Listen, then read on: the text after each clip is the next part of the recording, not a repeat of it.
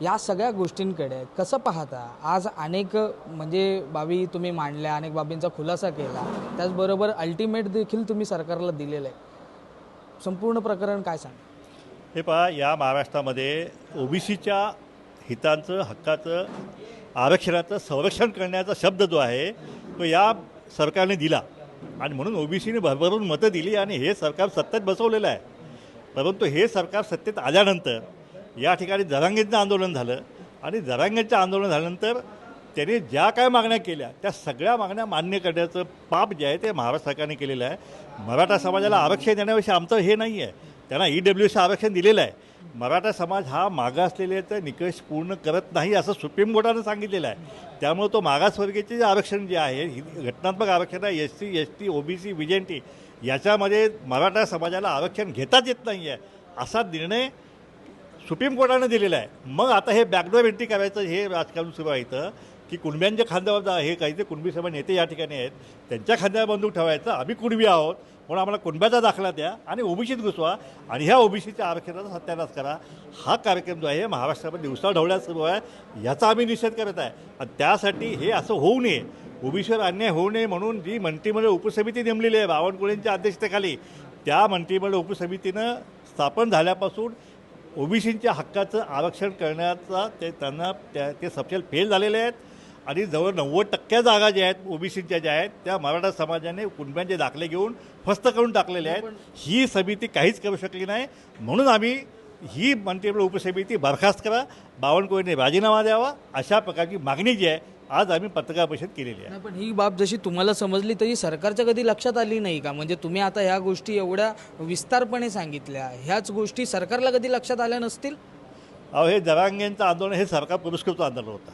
तू करडल्यासारखं मी करतो मारल्यासारखं असं करून सकाळी आंदोलन करायचं आणि रात्री आंदोलन संपवायचं आणि त्याच्यामध्ये ओबीसीचा अनुसत्यानच करायचा.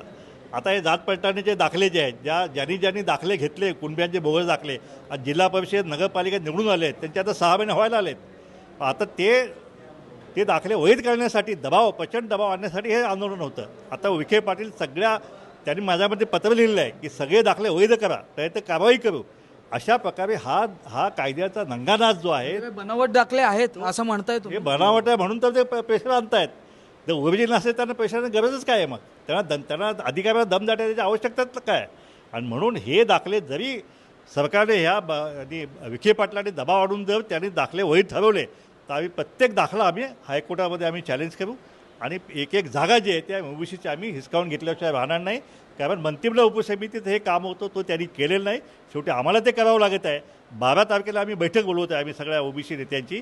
त्याच्यामध्ये आम्ही राज्यव्यापी आंदोलनाची घोषणा जी आहे ते आम्ही करणार आहे. तत्पूर्वी ओबीसी आम्ही मुख्यमंत्र्यांना विनंती केलेली आहे की तुम्ही आमच्या क्षेत्राला भेटा, आमचं ऐकून घ्या आणि त्यातून काय ठोस मार्ग काढा. आमच्यावर तुम्ही सांगता आमचा DNA ओबीसीचा आहे पण ॲक्च्युली दिवसाढवळ्या ओबीसी नडला जात आहेत, त्यात लुटला जात आहे.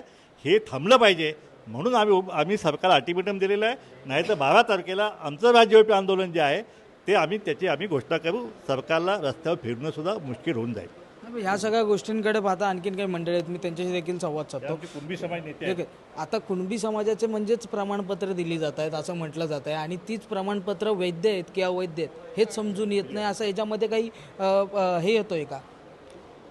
नाही, आता असं आहे की पुढच्या दाराने जाता येत नाही. कारण की मग आपण जर पाहिलं पाठीमागं जाऊन कालेलकर आयोगाने मराठा समाजाला ओबीसीत घेतलं नाही, 1965 BD देशमुख कमिटीने घेतलं नाही, मंडल आयोगाने घेतलं नाही, त्याच्यानंतर खत्रे आयोग असेल, बापट आयोग असेल यांनी फेटाळलं. 2000 साली नॅशनल कमिशनने फेटाळलं. त्याच्यानंतर मग 2014ला प्रयत्न झाला, 2018ला झाला. पण कोर्टाने सांगितलं की मराठा समाज हा सामाजिक पुढारलेला आहे, पॉलिटिकली डॉमिनंट आहे, त्याच्यामुळं ते मागास असूच शकत नाही. त्यामुळं मग काय करायचं, पुढून जाता येत नाही. मग काय करायचं? मग कुणबी जे आमचे बांधव आहेत ते मग कोकणातले असतील, विदर्भातले असतील, जे मूळ कुणबी आहेत त्यांच्या खांद्यावर बंदूक ठेवायची आणि बॅकडोर एंट्री करायची. मग कुठंतरी महसूल, कारण की अशा अनेक केस लॉज आहेत की त्याच्यामध्ये असं आहे की 1930 पूर्वी ज्या महसूलच्या नोंदी होत्या तिथं जो शेती करत होता त्याचा व्यवसाय म्हणून तिथं लिहिलं जायचं तो कुणबी. त्याचा आधार घेऊन हे आता तू कुठलं तरी डॉक्युमेंट आणतात, त्याचं लिप्यांतर करतात. गॅजेट दाखवत आहेत, गॅजेटमध्ये ज्या काही गोष्टी लिहिलेल्या आहेत किंवा एवढ्या एवढ्या बाबा आहेत म्हणजे लोक आहेत आणि यांच्या म्हणजे कुणबी म्हणूनच यांचा हे समावेश करून घ्या असं हे जेव्हा सांगतात जरांगे, ते काय खोटं आहे असं म्हणताय? मी म्हणतो त्या जरांगेला एकदा समोर आणावं आणि ते कुठले गॅजेट आहेत, कोल्हापूर आहे, सातारा आहे, पुणे आहे, हैदराबाद आहे, निजामाबाद आहे, दिल्ली आहे, अहमदाबाद आहे, कुठले गॅजेट आहे ना बाबा एकदा समोर आण आणि त्याच्यामध्ये काय नोंदी लिहिल्या ते आमच्या दाखव, म्हणजे आम्हाला पण वाटेल, मग आम्ही म्हणू नाही बाबा जरांगेचं बरोबर आहे. काहीतरी बोलत राहायचं. अहो गॅजेटमध्ये तिथल्या भौगोलिक परिस्थिती, तिथले प्राणी, पशु, पाणी, पिकं ह्याची सगळ्यांची नोंदी असते. ते ब्रिटिशकालीन गॅजेटियर म्हणतात. हा म्हणतो गॅजेट लागू करा. कसं गॅजेट लागू करायचं? मग तुम्ही पक्ष्यांना, प्राण्यांना, सगळ्यांना काय दाखले देणार? त्याच्यामुळं गॅजेटमध्ये काही नसतं.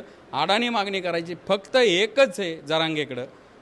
280 मधले 180 आमदार, 48 मधले 27-28 खासदार, निम्म्याच्या वरती सगळं मंत्रिमंडळ, 2 उपमुख्यमंत्री आणि गावगाड्यामध्ये, सहकारात, शैक्षणिक क्षेत्रामध्ये सगळीकडं जे डॉमिनन्स आहे त्याच्या आधारे, त्याच्या दबावातनं ओबीसींना दाबायचं. डायरेक्ट ओबीसीत घुसता येत नाही. कुणबी दाखला घ्यायचा आणि मग ओबीसीच्या जागेवर उभं राहायचं, ओबीसीच्या जागेवर ॲडमिशन घ्यायचं. का बरं जरांगेला? माझा प्रश्न आहे, EWS वेगळं कुणासाठी आहे? तू म्हणतो ना गरीबाची लेकरं. EWS म्हणजे इकॉनॉमिकल विकर सेक्शन, म्हणजे सुदामाचं आरक्षण, म्हणजे तुमच्यासाठीच आहे ना. मग ते सोडायचं, हातचं सोडायचं आणि त्याच्या मागं पडायचं. 10% 9.5% लाभ हे चंद्रकांत पाटलांनी सांगितलेलं आहे. 9.5% लाभ मराठा समाजातल्या विद्यार्थ्यांनी, उमेदवारांनी घेतलेला आहे. पण ते सोडायचं. SC-BC 10% वेगळं दिलं आहे, ते पण चालूच आहे. ओबीसी समाजाला नेमकं चर्चा करून पुढे काहीतरी चांगला मार्ग दाखवला जातोय का, किंवा ओबीसी समाजाला म्हणजे पुन्हा एकदा आंदोलनाचा हत्यार त्यांच्या हाती उचलावं लागणार आहे? मुंबईहून मी आदित्य जाधव, तुम्ही पाहतात लोकमत.